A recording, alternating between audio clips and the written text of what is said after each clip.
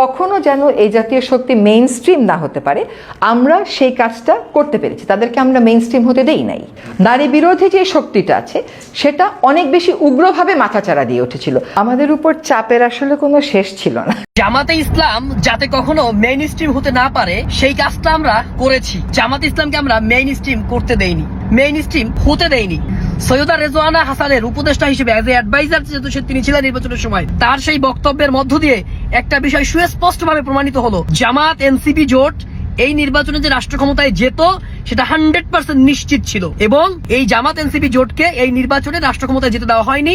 সরকার BNP মিলেমিশে একাকার হয়ে এই কাজটা করেছে। ভোট গ্রহণ পর্ব শেষ হওয়ার পর যখন ভোট গণনা, রেজাল্ট শিট তৈরি করা, ফলাফল ঘোষণা, প্রতিটি পর্বে পর্বে ইলেকশনের ইঞ্জিনিয়ারিং করা হয়েছে।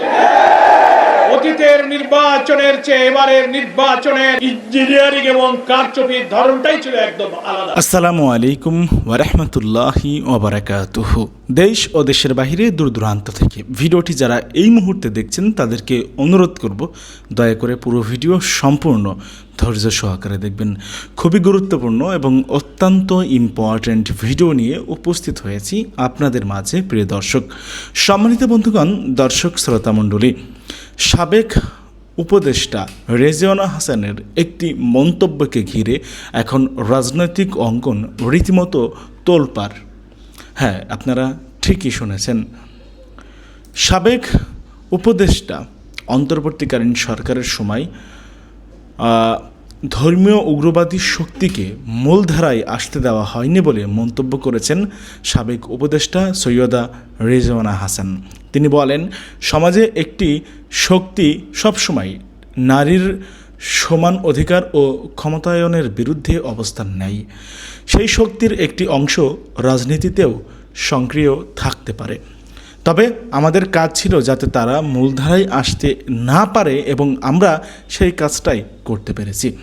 বেসরকারি টেলিভিশন চ্যানেল ওয়ানের বিশেষ আয়োজনে মুখোমুখি অনুষ্ঠানে সাংবাদিক নয়নাদিত্যের সঙ্গে আলাপকালে তিনি কথা বলেন। রেজওয়ানা হাসান বলেন, অন্তর্বর্তীকালীন সরকারের দায়িত্ব নেওয়ার পরপরই দেশজুড়ে নানা ধরনের অস্থিরতা দেখা যায়। সে সময় মাজারে হামলা, বাউলদের ওপর নির্যাতন ও নারীদের নিয়ে কটূক্তি মন্তব্য ওর ঘটনাও সামনে এসেছিল। 5 আগস্টের পর পরিস্থিতি আমাদের জন্য খুবই চাপের ছিল। একদিকে ছিল বিশৃঙ্খলা, অন্যদিকে নিজেদের মূল্যবোধ। এই দুইয়ের মধ্যে ভারসাম্য রেখে পরিস্থিতি নিয়ন্ত্রণে আনতে হয়েছে।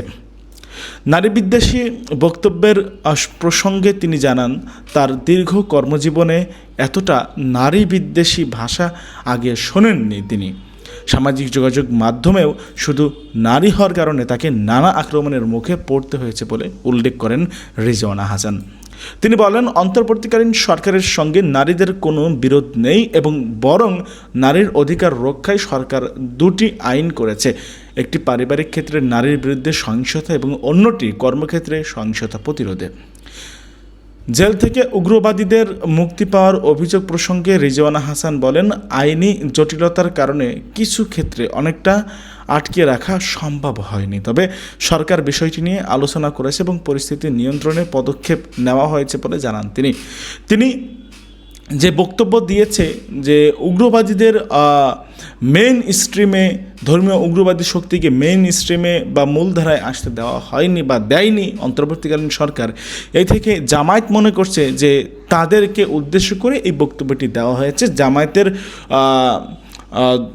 শরণার্থী, জামায়াতের নেতাকর্মী তারা কিন্তু রীতিমতো ক্ষোভ প্রকাশ করেছে। তারা বলছে, তাহলে কি এমনটা হয়েছে যে নির্বাচনে জামায়াত এনসিপি জয়লাভ করেছিল, তারা সরকার গঠন করত, কিন্তু অন্তর্বর্তীকালীন সরকার এবং বিএনপি মিলে ভোট কারচুপির এই বিষয়টি খুবই সুনিপুণভাবে পার করেছে। প্রিয় দর্শক, চলুন কথা না বাড়িয়ে রেজওয়ানা হাসানের এই মন্তব্য নিয়ে বিরোধী দলীয় দল জামায়াতের এবং এনসিপির কর্মীরা কি মনে করছে, কেনই বা রেজওয়ানার এই বক্তব্যকে ঘিরে এত আলোচনা সমালোচনা রাজনৈতিক অঙ্গন জুড়ে, আমরা সেটা দেখে আসি, তারপরে কথা বলি। বড় একটা নির্বাচন গেল, যেটি বলা হচ্ছে 91 নির্বাচনের চেয়ে ভালো একটি নির্বাচন উদাহরণ হিসেবে সামনে আনা হচ্ছে। আপনাদেরকে সবাই এটার জন্য প্রশংসা করছে, কিন্তু ভিতরে আরেকটি কথাও আছে যে উপদেষ্টাদের কেউ এই নির্বাচন পেছানোর এক ধরনের চেষ্টাই ছিল, কিংবা নির্বাচন এই সময় হোক সেটি চায়নি। আপনি কি জানেন তারা কারা? আচ্ছা, প্রথম কথা হচ্ছে নানানভাবে নানান বিতর্ক তুলে দেওয়া হয়।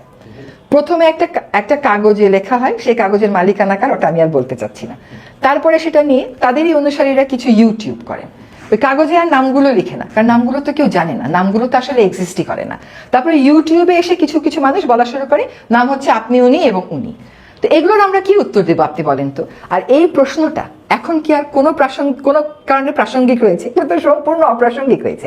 যদি আপনি কোনো একটা উপদেষ্টার কথায় আপনার মনে হয়ে থাকে যে ওই উপদেষ্টার ওই কথাটাতে আমার মনে হয়েছে যে এই উপদেষ্টা নির্বাচন পিছাতে চায়, তাহলে আপনি বলতে পারেন। এরকম কোনো কথাও তো কেউ বলতে পারছে না। কিচেন ক্যাবিনেটের কথা বলা হচ্ছে। কিচেন ক্যাবিনেটটা একটা সিদ্ধ জিনিস, যেমন একটা বড় প্রসেস। এখন ধর একটা মন্ত্রিসভা হয়েছে 49 জন এবং 10 জন, সব বিষয়ে তো এত বড় গ্রুপে কথা বলা হবে না, কিছু কিছু বিষয়ে ছোট ছোট কিছু গ্রুপে কথা বলা হবে। সেটাকেই হয়তো কিচেন ক্যাবিনেট হিসেবে বলার চেষ্টা করা হচ্ছে।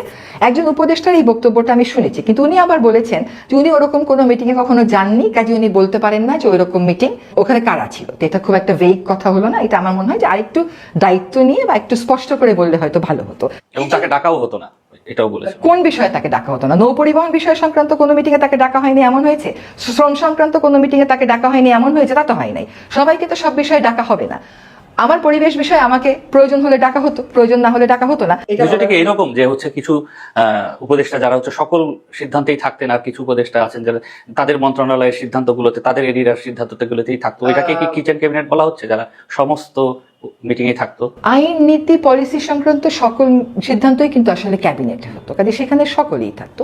মন্ত্রণালয় সংক্রান্ত মিটিংগুলোতে তেমন আসলে মন্ত্রণালয় স্পেসিফিক খুব বেশি মিটিং হতো না, সেখানে হয়তো আমরা থাকতাম। আপনি হয়তো এইটুকুন বলতে পারেন যে কোঅর্ডিনেশনটা কুড বি বেটার, কিন্তু এইটা যদি বলে দেওয়া হয় যে মূল সিদ্ধান্তগুলো ছোট একটা গ্রুপ নিত, তাহলে কিন্তু স্পষ্ট করতে হবে যে মূল সিদ্ধান্তগুলো কোনগুলো ছিল। তবে এটা ঠিক কোনো কোনো বিষয়ে হয়তো কারোর উপর একটু বেশি ভরসা করা হয়তো, হয়তো তাদেরকে আলোচনা করা হতো, কিন্তু কিচেন ক্যাবিনেটের সিদ্ধান্ত হতো, এই সিদ্ধান্ত মূল ক্যাবিনেট জানতো না। আমার ভাই এই জাতীয় কোনো অভিজ্ঞতা হয়। বরং ইলেকশন সংক্রান্ত যে কোনো আলোচনাতে, ধরেন ইলেকশন কমিশন একটা ল প্লেস করতে চাচ্ছে, দেখতাম যে উনি আসলে সবসময় ফ্লোর অকিউপাই করে রাখতেন, এবং ওনার অনেক আলোচনাতে কিন্তু আমরা অনেক ঋদ্ধ হয়েছি। কিন্তু উনি বলেছে যে নির্বাচন কিংবা নির্বাচন রিলেটেড কোনো আলোচনা, কোনো আলোচনা কোনো উপদেষ্টাই করবে না। নির্বাচন রিলেটেড যাবতীয় কাজ করবে ইলেকশন কমিশন। ইলেকশন কমিশন একবার একটা বিজ্ঞপ্তি দিয়ে দিল হ্যাঁ ভোট প্রচারণা সংক্রান্ত, যখন আমরা সবাই হ্যাঁ ভোটের পক্ষে অবস্থান নিলাম এবং প্রচারণা শুরু করলাম, এমনকি ইলেকশন কমিশন সম্পূর্ণ স্বাধীনভাবে ওই নিষেধাজ্ঞাও আমাদের উপর দিয়ে দিল। তাহলে তো সেখানে আরেকটা প্রশ্ন আসে, তাহলে উপদেষ্টারা যে এতদিন প্রচারণা করলো হা ভোটের পিছনে, তার কিসের বেসিসে? না, উপদেষ্টারা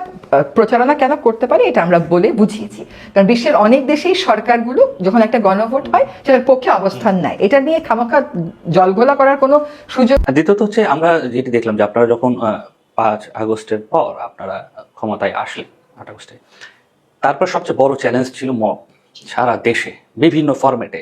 এর মধ্যে যেটি আসলো, মাজার আসলো, বাউলদের উপর নির্যাতন আসলো, নারীদের নিয়ে নানা ধরনের কটূক্তি করা শুরু হলো। ওই সময় আপনারা কিভাবে ট্যাকেল করেছেন? আসলে কি ছিল ভাই ওই সময়টা না খুব স্ট্রেসফুল গেছে আমাদের জন্য। ফার্স্ট হচ্ছে কি, মানে 5 তারিখে তো আগের সরকার প্রধান চলে গেলেন পালিয়ে, তারপরে যে দায়িত্ব আমাদের উপর আসতে পারে এটাও তো আমরা জানতাম না। আমি আপনাকে বলি, 8 তারিখে সন্ধ্যা 6টা 10-এ আমি আমার কম্পিউটারে বসে বেলার জন্য একটা পিটিশন ড্রাফট করছি। আমি 6টা 10-এ, আমার মনে আছে কারণ নামাজের সময়, ঠিক 6টা 15 কি 17-তে আমার কাছে একটা ফোন আসলো যে আপনাকে আসতে হবে।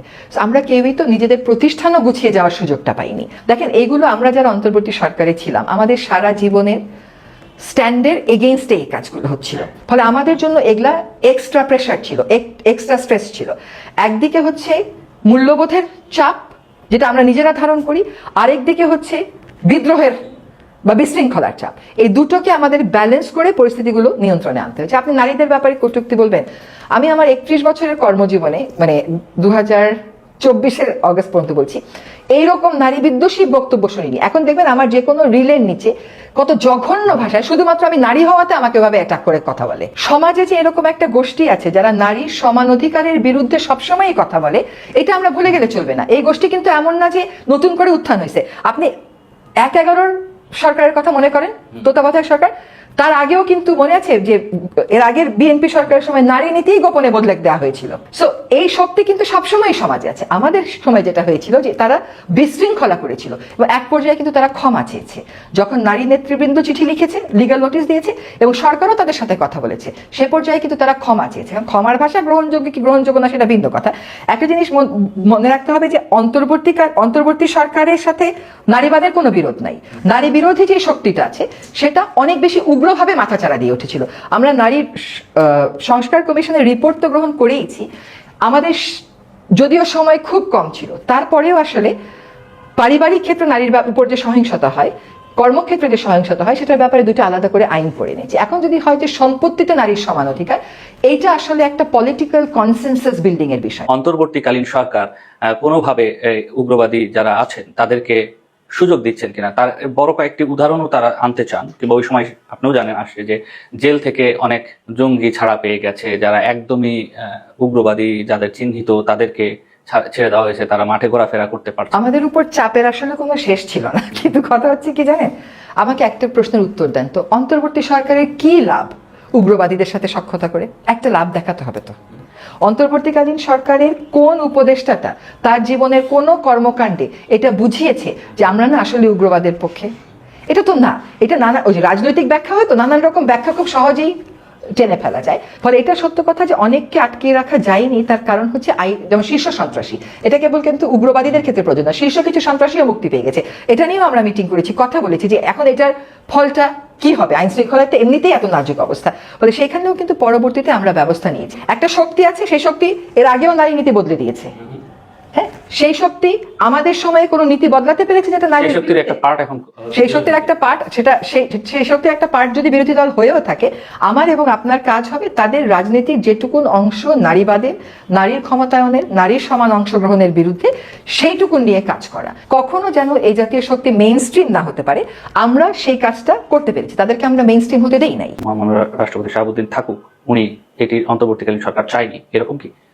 অনেক ক্ষেত্রে সরকার হয়ে অনেক বিষয়ে আমরা কথা বলতে পারি নাই। এখনো সেটা বলা উচিত না, কারণ হচ্ছে কি আমরা একটা শপথ নিয়েছি যেখানে কিছু গোপনীয়তার শপথ আমাদের আছে। আপনি কি দেখেন নাই যে রাষ্ট্রপতির পদত্যাগ চেয়ে সড়কে আন্দোলন হয়েছে? সেই আন্দোলন কি আমরা সামলাই নাই? সেই আন্দোলনকে আপনি সামলে দিয়েছিলেন, ওটা তো আমাদেরকেই সামলাতে হয়েছে। যারা পদত্যাগ চায় তাদের সাথে তো আমাদেরকে কথা বলতে হয়েছে, যেটা রাস্তার কথা, যে মানে আন্দোলনের কথা, প্রতিবাদের কথা। যে উনাকে তো মনোনয়ন দিয়েছে এমন একটা পার্লামেন্ট, যে পার্লামেন্টের নেতারাই ভেঙে চলে গেছে, যে পার্লামেন্টে নির্বাচনের মাধ্যমে পার্লামেন্ট হয় নাই, সেখানে উনাকে যে মনোনয়ন দেওয়া হলো, কেন এটা সিদ্ধ হবে? এটা হচ্ছে যারা প্রতিবাদ করে তাদের ভাষা।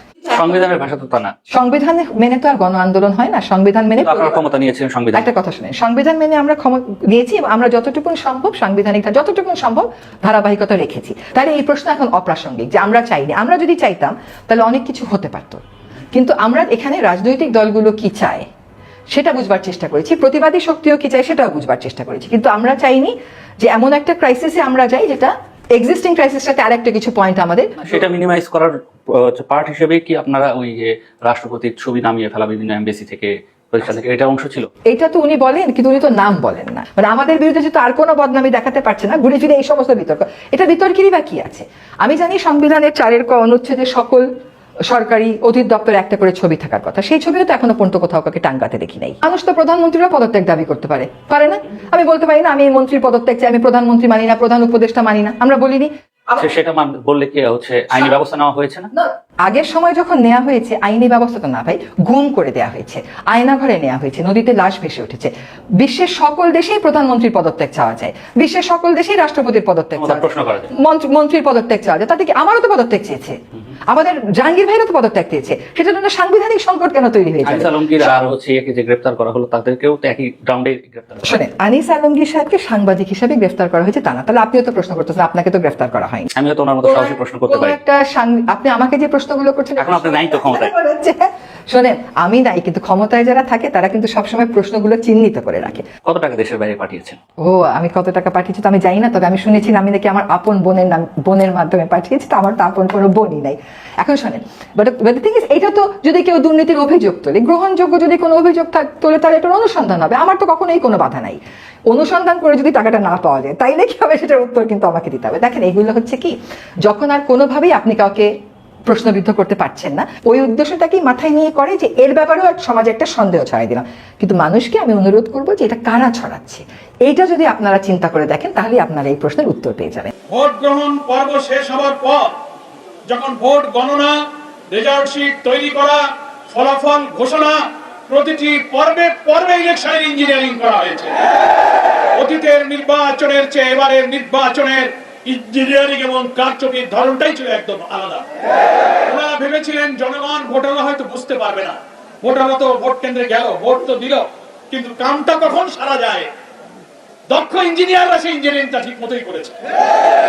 তা না হলে এর কি জবাব আছে যে রাত 9:30 10টা পর্যন্ত সারা দেশ থেকে ফলাফল আসতে থাকলো, 11 দলীয় ঐক্যে জামাত ইসলামী সহ সারা দেশ থেকে একের পর এক 9:30 10টা পর্যন্ত বিভিন্ন আসনে বিপুল বিজয়ের খবর যখন আসতে থাকলো, মানুষ জন আকাঙ্ক্ষা হিসেবে অপেক্ষা করছিল সংখ্যাগরিষ্ঠ আসনে 11 দলীয় ঐক্য জামাত ইসলামী বিজয়ী হয়ে সরকার গঠনের মতো সংখ্যাগরিষ্ঠতা ইনশাআল্লাহ লাভ করবে। সেখানেই রাত 10টার দিকে 9:30 10টার দিকে নির্বাচনী ফলাফল ঘোষণার সব সম্প্রচার বন্ধ করে দেওয়া হলো। বন্ধ করা হলো কেন? দীর্ঘ সময় বন্ধ করে দিয়ে এর মাঝখানে কি ইঞ্জিনিয়ারিং, কি রহস্য তৈরি করা হয়েছে, আর জামাত ইসলামী 11 দলীয় ঐক্যের বিজয়ের খবর আর আসে না। সব অল্প অল্প ভোটের ব্যবধানে তাদেরকে পরাজিত দেখানো হতে লাগে। এটা বড় ইঞ্জিনিয়ারিং। সাংবাদিকরা প্রশ্ন করেছিলেন আমাদের আমিরে জামাত, আজকে জাতীয় সংসদের বিরোধী দলীয় নেতা ডক্টর শফিকুর রহমান এমপির কাছে, যে আপনারা যে ইলেকশন ইঞ্জিনিয়ারিং এর কথা বলেন, কারা ইঞ্জিনিয়ারিং করেছিল? আমিরে জামাত জবাব দিয়েছিলেন বিদেশি সাংবাদিককে, সরাসরি প্রমাণ ছাড়া তো তার জবাব দেওয়া কঠিন। তবে অতীতে দেখা যায় যারা এই অপরাধ করে, যারা কারচুপি ইঞ্জিনিয়ারিং এ জড়িত থাকে, কোনো না কোনো ভাবে ওই যে আমি কলা খাইনি একটা গল্প আছে না, তাদের মুখ থেকেই একসময় বেরিয়ে যাবে। এইটা আমিরে জামাত কিছুদিন আগে বলেছেন, শুনেছেন আপনারা? তো আলহামদুলিল্লাহ একজন রাজসাক্ষীর বক্তব্যে সোশ্যাল মিডিয়াতে এসে গেছে। জামাত ইসলামীকে শুধু দায়ী করলে হবে না, সব জনগণ আপনার বক্তব্যে। রিজওয়ানা হাসান, সম্মানের সাথে আপনাকে বলতে চাই, আপনি কি সাবেক অন্তর্বর্তীকালীন সরকারের উপদেষ্টা ছিলেন, আপনি আপনার বক্তব্যের অডিওটা, ভিডিওটা আপনি বারবার দেখুন। আপনি কি বলেছেন, আপনি তার প্রতিবাদ এবং চারিদিকে যখন বিক্ষুব্ধ সমালোচনা, অভিযোগ, তদন্তের দাবি উঠলো, আপনি সেটাকে ব্যাখ্যা দেওয়ার চেষ্টা করেছেন সোশ্যাল মিডিয়াতে, যে না আমি এটা কোনো রাজনৈতিক দলকে মিন করিনি, আমি উগ্রবাদদেরকে মিন করেছি। আপনার কথাই আপনি আবার ধরা পড়ে যাচ্ছেন। আপনি আবার সাংবাদিকের প্রশ্নের জবাবে, প্রশ্ন করা হচ্ছে নারী অধিকার, নারীর ক্ষমতা, নারীর মর্যাদার প্রশ্নে যখন আপনি উত্তর দিচ্ছেন, সাংবাদিক বলছে তাদের একটা অংশ তো বিরোধী দলে আছে। বিরোধী দল শব্দটা উনি উল্লেখ করেছেন। আপনি বলছেন বিরোধী দলে যদি তারা থেকেও থাকে, তাদেরকে আমরা মেইন স্ট্রিমে আসতে দেইনি। What do you mean by this type of comment? বিরোধী দল তো আর উগ্রবাদীদের মধ্যে নাই, কি বলেন? কোন উগ্রবাদী চরমপন্থীরা পার্লামেন্টে নাই। যারা রাজনৈতিক দল হিসেবে নির্বাচনে অংশ নিয়েছে সকলেই নির্বাচন কমিশনের নিবন্ধিত রাজনৈতিক দল। ইসলাম কোন উগ্রবাদ, কোন চরমপন্থাকে সমর্থন করে না। আপনি সাক্ষাৎকারে মিন করতে চেয়েছেন ইসলামী রাজনীতি যারা করে, নারীর ক্ষমতার মর্যাদার ব্যাপারে আপনি তাদেরকে দোষী করতে চেয়েছেন যে তারা সে অধিকার চায় না। না, বরং আপনারা নারীবাদী হওয়ার দাবি করে যা বলেন, তার চেয়ে হাজারো লক্ষ গুণ নারীর মর্যাদা ইসলাম দিয়েছে। জামাত ইসলামী সহ ইসলামী দল, ব্যক্তিত্ব, স্কলার, মহান আল্লাহ তাআলা কোরআন মাজিদে আমাদের নারীদের যে অধিকার এবং সম্মানের কথা বলেছেন, প্রিয় নবী মুহাম্মদ মুস্তাফা সাল্লাল্লাহু আলাইহি ওয়াসাল্লাম হাদিস শরীফের মধ্যে বিদায় হজের ঐতিহাসিক ভাষণে নারীদের যে মর্যাদার কথা বলেছেন, আপনাদের কোন সিডো, কোন আন্তর্জাতিক সংস্থা আমাদের মায়েদের এই মর্যাদা, আপনাদের কোন দর্শন, কোন তত্ত্ব, কোন সংস্থা তা নিশ্চিত করতে পারেনি। ফলে আপনারা বারবার কোন প্রসঙ্গ আসলে নারীর অধিকারের প্রশ্নে আপনি ইসলামপন্থীদের উপর চাপাবার চেষ্টা করেন। আপনার এই ভুল প্রচেষ্টা, এই অপরিণামদর্শী প্রচেষ্টা থেকে আপনাকে আমরা বিরত থাকতে অনুরোধ করি। ভোট ইঞ্জিনিয়ারিং এর রাজসাক্ষী হিসেবে সাবেক উপদেষ্টা রিজওয়ানা হাসানকে বিচারের মুখোমুখি বা জিজ্ঞাসাবাদের মুখোমুখি করা এবং জুডিশিয়াল তদন্তের আহ্বানও জানিয়েছেন। কেন তাকে আপনারা রাজসাক্ষী হতে বলছেন এবং জুডিশিয়াল তদন্তের জন্য তা আপনারা বলছেন? আমি কি এখন বলবো জি নাকি? না না, অবশ্যই। সেটা ধন্যবাদ। আসলে justice not only be done, it must seem to be done. এখানে আপনি যখন কোনো দায়িত্বে পালন করবেন বা কোয়াসি জুডিশিয়াল দায়িত্বে বসবেন, তখন কিন্তু শুধু আপনি সুবিচার করছেন এটা আপনার কাগজ কলমে প্রকাশ হলে হবে না, আপনাকে আপনার বডি ল্যাঙ্গুয়েজ, আপনার আচরণ, আপনার সবকিছুতে এটা প্রকাশ হতে হবে। এখানে এই জিনিসটা উনি মনে হয় একটা টিভি চ্যানেলকে, যেটা আমি দেখেছি বা দেখার সুযোগ হয়েছে, সেখানে উনি একটা পর্যায়ে তখন বলছেন হঠাৎ করে যে আমরা যারা সমাজের এই সফিস্টিকেটেড এই পোর্শনটুকুকে আমরা প্রিভিলেজ করতে দেইনি বা তাদেরকে আমরা সামনে আসতে দেইনি, শব্দটা ল্যাঙ্গুয়েজ ঠিক শব্দটা আমার ঠিক মনে পড়ছে না, মেইন স্ট্রিম আসতে দেইনি এই শব্দটা, এবং এটা উনি একবার না 4 থেকে 5 বার বলেছেন। তার মানে বোঝা যাচ্ছে এটা উনি কিন্তু ভুলে বলেননি, উনি এটা স্পেসিফিক্যালি বলছেন। যখন এই শব্দটা উনি রিপিটেডলি বলছেন, তার মানে হচ্ছে উনি এটা দায়িত্ব নিয়ে বলছেন, এবং এই সব যখন এটা বলছেন, তার মানে এটা ওনার ইন্টেনশনটা কি ছিল, উনি কি দায়িত্ব পালন করেছেন। আবার এখানে মিনি ক্যাবিনেটের ইস্যু আসতেছে, তখন সেই জন্য বেসিক্যালি এই প্রশ্নগুলো আসতেছে। কারণ এইখানে ইলেকশনের রেজাল্টটা যদি আপনি দেখেন, বিএনপি পেয়েছে প্রায় 3,73,00,000 ভোটের মতো, আর জামাত পেয়েছে প্রায় 2,43 বা 34 লক্ষ সামথিং এরকম ভোট, এবং এটা কিন্তু খুব কাছাকাছি রেশিও। এখন উনি যখন, এবং প্রায় 50টা আসনে যেখানে কিন্তু ভোটের ব্যবধানে হেরেছে 2,000 থেকে 5,000 ভোটের ব্যবধানে, এইখানে এরকম যখন ডিস্টেন্সগুলো চলে আসে, তখন আসলে গভর্নমেন্টের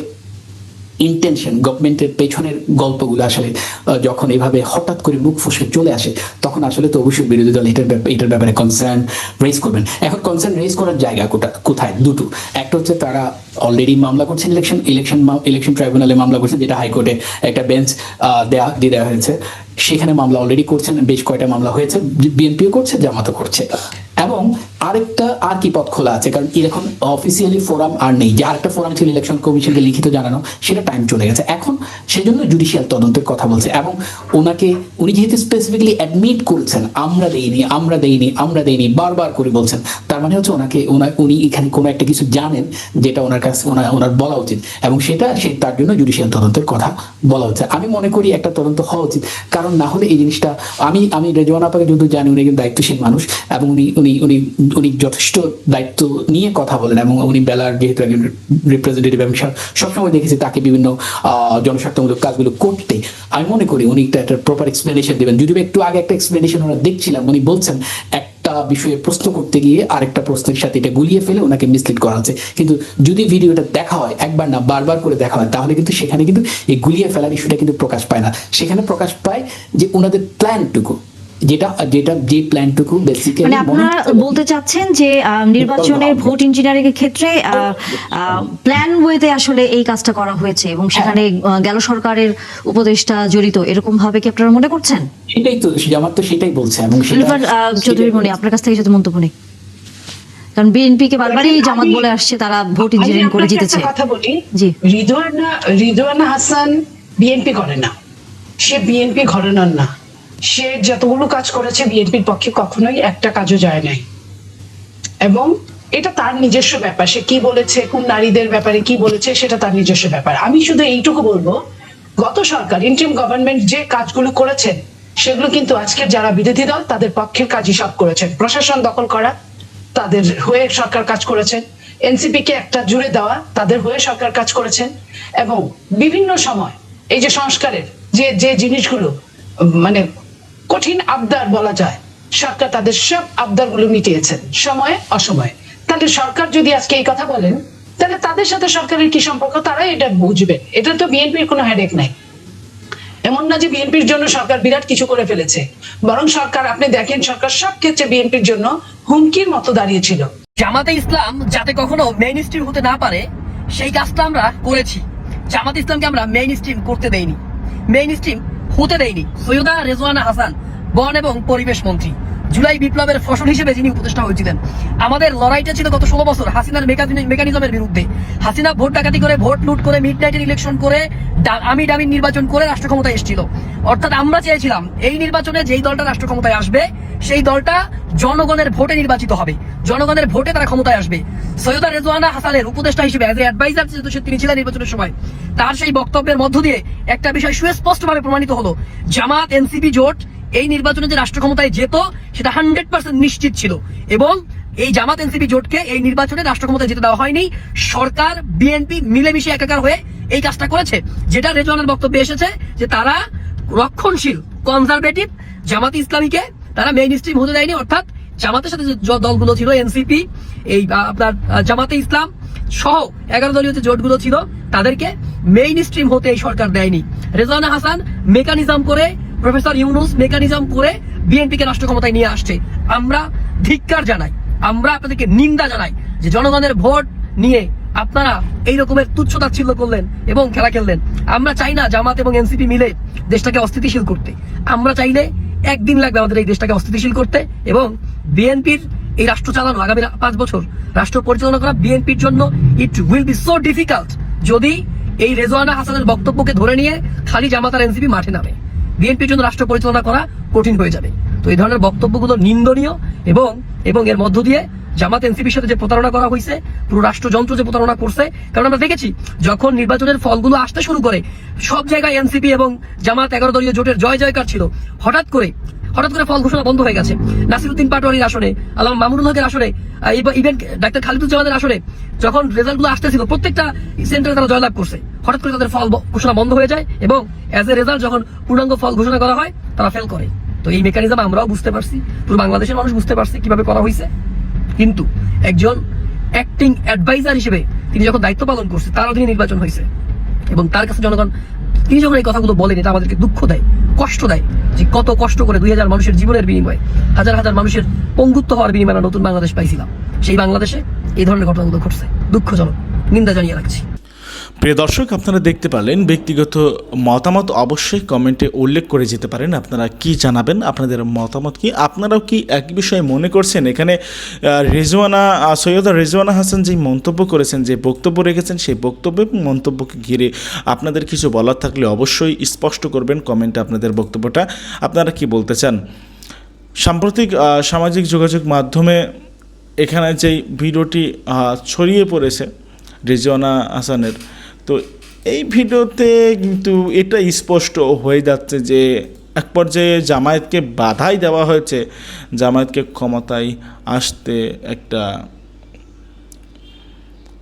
মানে কি বলবো স্পর্শ করা হয়েছে যে রেজওয়ানার বক্তব্যের মাধ্যমে জামায়াতকে ইচ্ছে করেই আসলে সরকার গঠন করতে দেয়নি অন্তর্বর্তীকালীন সরকার। তার বক্তব্যের মাঝে তো এটাই প্রমাণ হয় এবং এটাই প্রমাণ পেয়েছে। যাই হোক, আপনারা জানাবেন ব্যক্তিগত ওপিনিয়ন, মতামত, আপনাদের মতামত, বক্তব্যটা কি। ভালো থাকবেন, সুস্থ থাকবেন। আজকের মতো এ পর্যন্ত বিদায় নিতে হচ্ছে আপনাদের কাছ থেকে।